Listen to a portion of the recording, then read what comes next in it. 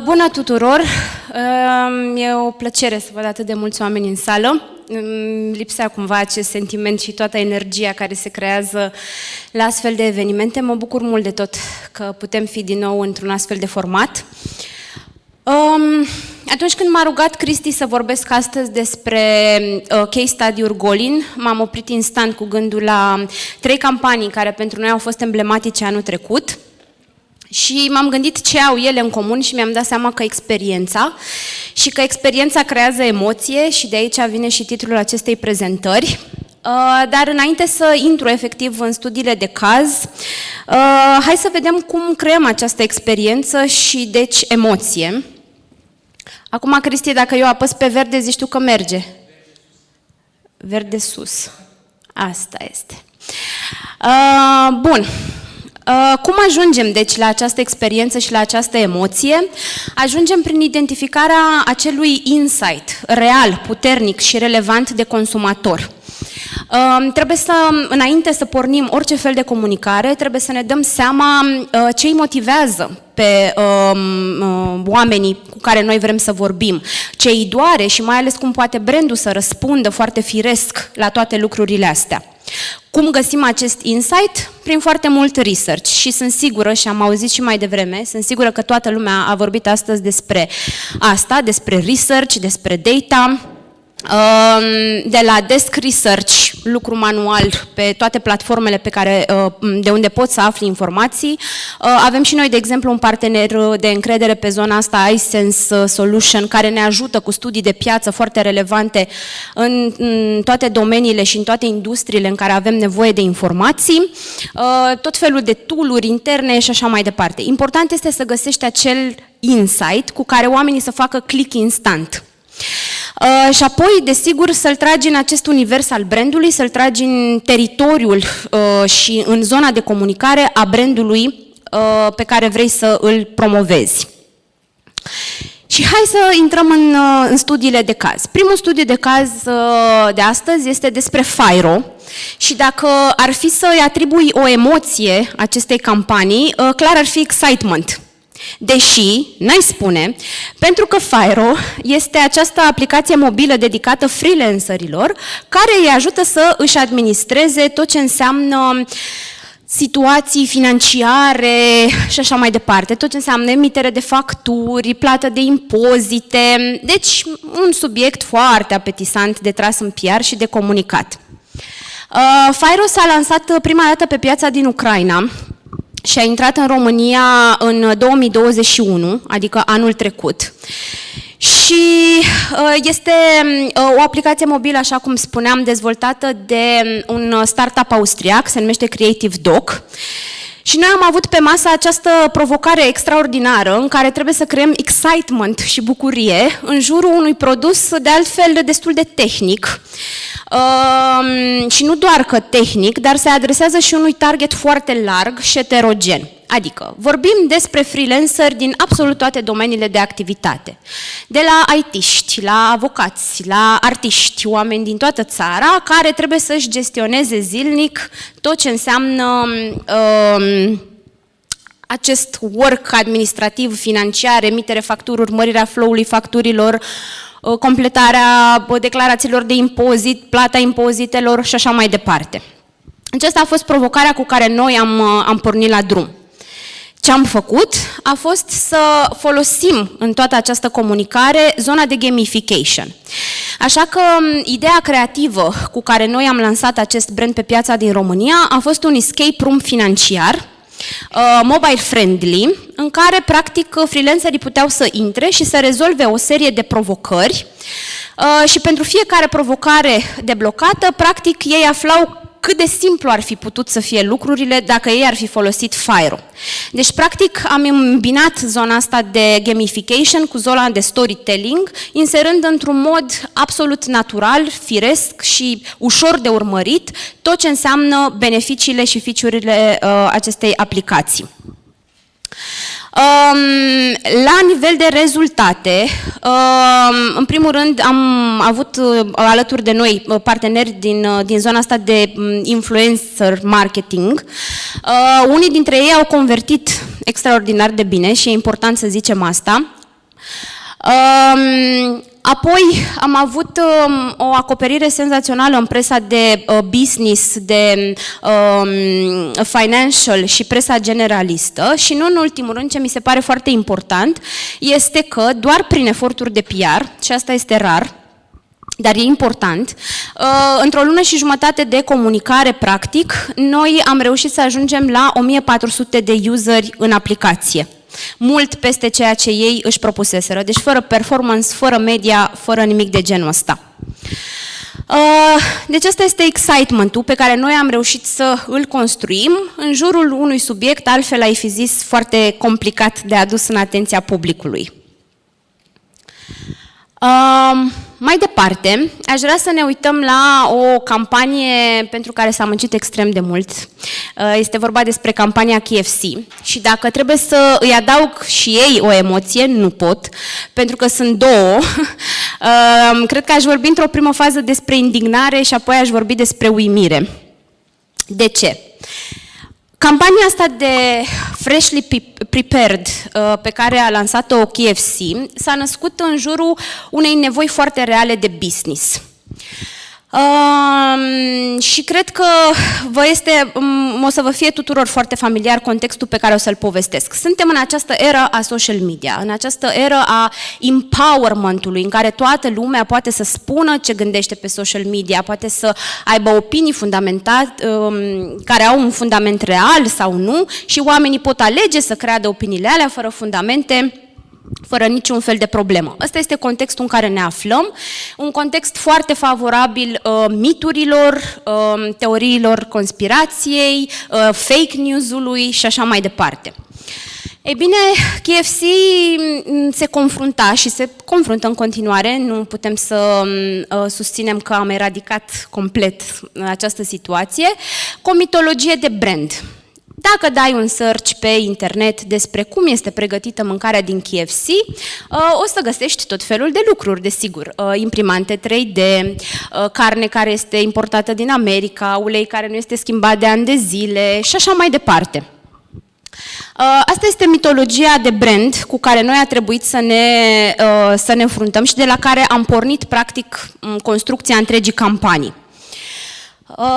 Un alt aspect foarte important aici este că KFC a tot încercat de-a lungul anului să comunice mesajele cheie, atributele de produs, că vorbim despre pui proaspăt adus în fiecare zi, că vorbim despre pui adus de la furnizori locali, că există bucătari, că produsele sunt proaspete, că uleiul este conform standardelor. Am încercat toată această comunicare foarte funcțională, ani de zile, am avut inclusiv zona asta de open kitchen, în care consumatorul putea să vină să intre în bucătăria KFC, să vadă cum sunt pregătite alimentele. N-a funcționat. Sau a funcționat doar într-o mică măsură.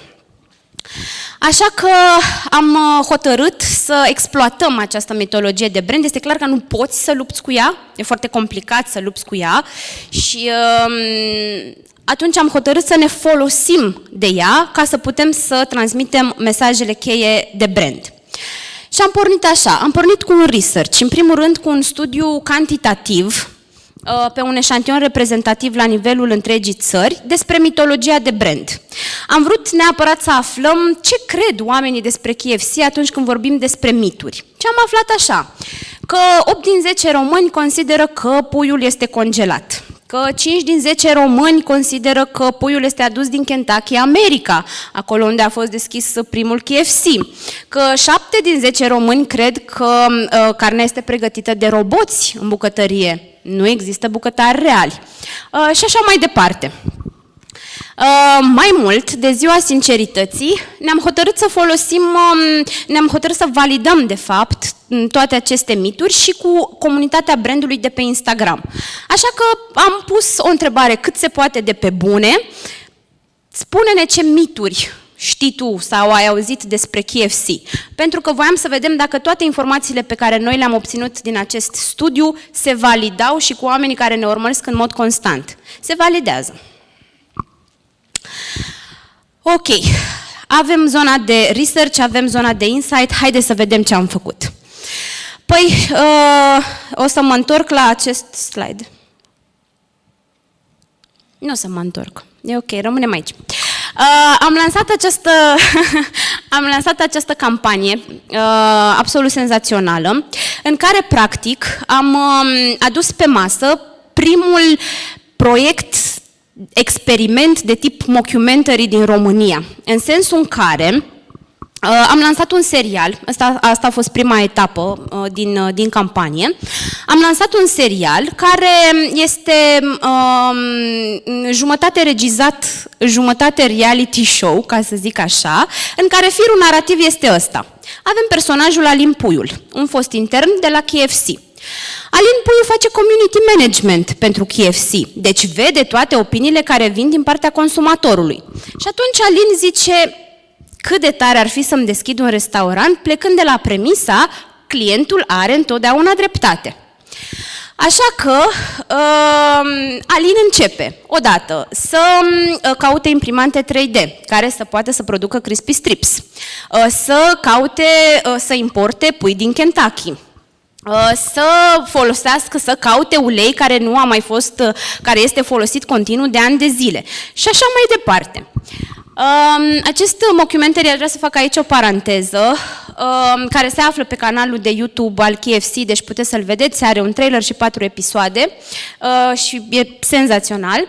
În mockumentary apar și angajați KFC și cel mai interesant este că reacțiile angajaților sunt foarte pe bune. Ei nu știau de ce se întâmplă și ce se filmează și răspund foarte onest la întrebări. Ceea ce contează, pentru că până la urmă ei sunt oamenii din prima linie și cei care pot invalida toate aceste mitologii de brand. Deci avem acest mockumentary, avem foarte mult storytelling în media, am folosit și partea asta de influencer marketing. Influencerii în proiectul nostru practic au avut un dublu rol, au fost creatori de conținut pe de-o parte, dar și personaje secundare în acest mockumentary pe de altă parte. Ce se întâmplă mai departe? Se întâmplă că Alin Puiu se hotărăște să scoată acest proiect din online în offline, așa că creează un eveniment pe Facebook pentru marea deschidere a acestui restaurant Alt KFC, acest univers al absurdului în care toate miturile devin realitate și noi toți putem vedea cum ele prind viață și se decide să invită influencer, să invite presă, face un eveniment pompos.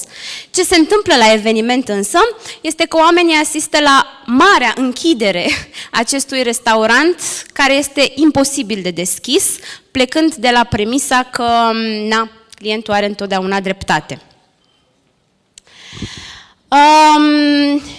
Evenimentul, spațiul în care noi am derulat evenimentul, l-am transformat mai departe într-o zonă de experiență pentru consumator, o zonă de pop-up store, în care am încercat să arătăm în oglindă, pe premisa asta de believe it or not, am încercat să arătăm în oglindă ce înseamnă universul absurd al lui Alt KFC versus ce înseamnă universul pe bune al lui KFC, în care puiul este proaspăt adus în fiecare dimineață, în care bucătari sunt în bucătărie și prepară absolut tot ceea ce clientul poate cumpăra și așa mai departe.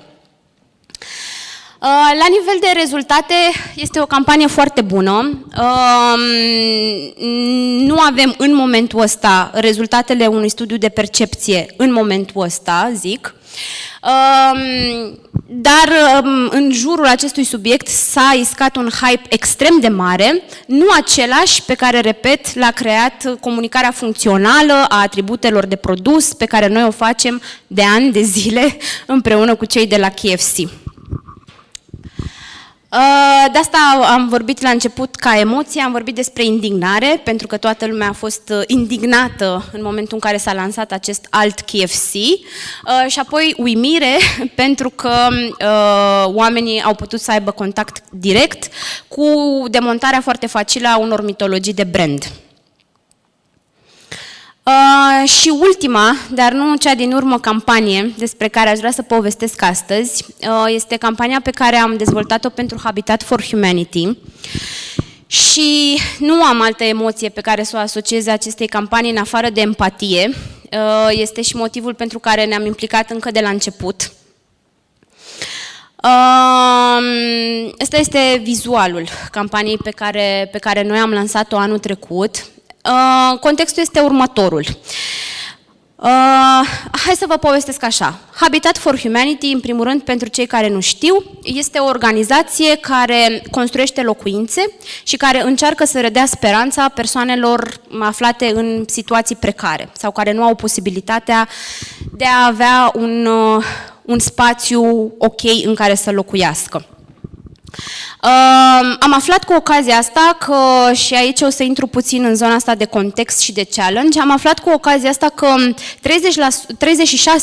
36% dintre români, practic, sunt în pragul sărăciei. Foarte mulți dintre ei locuiesc în ceea ce vedeți în aceste fotografii. Sunt locuințe de 10-11 metri pătrați în care stau 5, 6, 7 persoane, care se confruntă cu tot ce înseamnă frig, mizerie, insalubritate, lipsa canalizării, tot ce aduce cu sine o astfel de locuință absolut improvizată.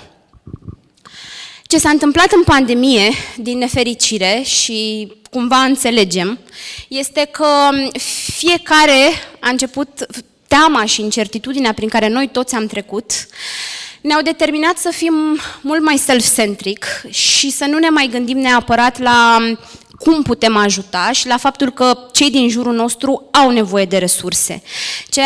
Ceea ce a însemnat pentru noi să stăm acasă, nu a însemnat pentru acești oameni să stea acasă, în izolare. Și în tot acest context pandemic, evident, șantierele Habitat for Humanity au fost închise, donațiile au căzut dramatic, deci aveam nevoie de un challenge și aveam nevoie de o perspectivă care să ne ajute să creștem aceste donații individuale.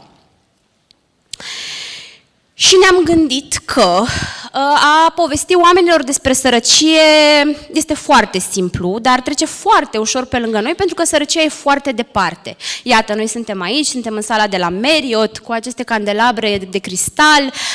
Sărăcia și ceea ce înseamnă o casă de 11 metri pătrați e ceva foarte abstract și foarte dificil de relaționat cu această noțiune.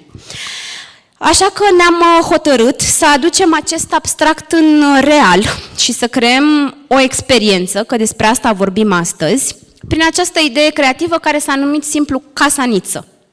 Practic, Casa Niță este, pe de o parte, un simbol, sigur, dar pe de altă parte o construcție reală. O casă reală pe care am adus-o și am amplasat-o în centrul Bucureștiului, în parcarea unui mall foarte tranzitat, și care a fost recreată a fost construită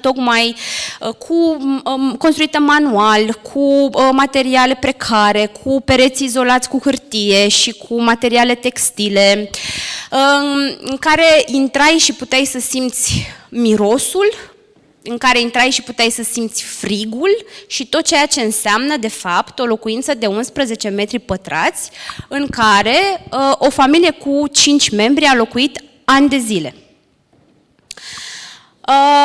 Această casă-niță a devenit și punctul de intersecție al întregii noastre campanii de comunicare. În primul rând, aici este o fotografie chiar din parcarea mall-ului, înainte să lansăm campania, deci o fotografie reală. Ea a devenit punctul de intersecție, spuneam, al întregii campanii. Am organizat o conferință de presă acolo, în care jurnaliștii, influencerii, absolut toți cei prezenți puteau intra în casă, se puteau așeza pe patul de lemn, să trăiască experiența reală a unei astfel de locuințe și să înțeleagă nevoia reală ca Habitat să poată să primească fondurile necesare pentru a-și relua activitatea. Dincolo de conferința de presă, a fost o campanie pe care am încercat să o întindem și să o tragem pe absolut toate mediile, de la Metrou, landing page, Cocor. Am avut acest press blitz contextualizat, un concept de press blitz total diferit față de ceea ce suntem noi obișnuiți, pentru că aveam costuri zero. Și atunci ne-am gândit cum putem să le trimitem ceva oamenilor fără a le trimite totuși ceva oamenilor. Și ne-am gândit la această serie de stories foarte contextualizate pe 1 decembrie și pe 6 decembrie, în care practic am trimis, cred că la peste 100 de influenceri, această serie de stories în care descriam povestea casei Niță și contextul în care casa Niță a apărut în viața noastră. Mai departe de asta, am reușit, și asta mi se pare absolut extraordinar, că am reușit să aducem alături de noi oameni din tot felul de domenii care ne-au ajutat și ne-au susținut în această campanie, de la vloguri la televiziuni care și-au făcut transmisiuni live din Casa Niță pe parcursul unei zile întregi, vorbim de luna decembrie, da? Apropo, că vorbeam de faptul că ei nu au încălzire. Deci vorbim de luna decembrie în care oamenii au stat o zi întreagă în această casă fără încălzire, făcând transmisiuni live. Vorbim despre un parteneriat cu IQ Ads, care a publicat o serie de povești de bine despre ce înseamnă voluntariatul, despre ce înseamnă Habitat for Humanity și de ce este important să-i ajutăm și să-i susținem. Vorbim despre un parteneriat cu National Geographic, care a sărit în barcă cu noi și ne-a ajutat și a prezentat povestea din perspective diferite. Și nu în ultimul rând, vorbim despre un parteneriat cu Teatrul Notara. Am transformat această casă Niță într-un pop-up stage în care actori au venit și au recitat din romane celebre pasaje despre condițiile de trai ale personajelor.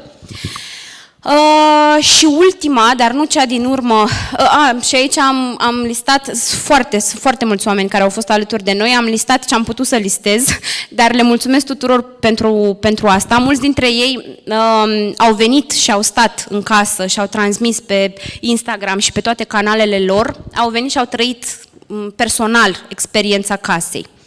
Și nu în ultimul rând este această activare pe care am avut-o cu Travel Locals, unde casa, după ce nu a mai putut fi disponibilă publicului larg, a fost disponibilă spre închiriere simbolică pe platforma asta de traveling, în care practic puteai să donezi către Habitat prin închirierea simbolică a casei. La nivel de rezultat, campania a fost peste tot. Am reușit să obținem, dacă nu mă înșel și mă uit aici că o văd pe Mădă, că e cu noi în sală, rezultate de 4 ori mai bune decât a campaniei de SMS din 2018. Și, na, încerc să mă întorc la aia cu donați la Habitat. Hai că merge. Stai că mai am puțin.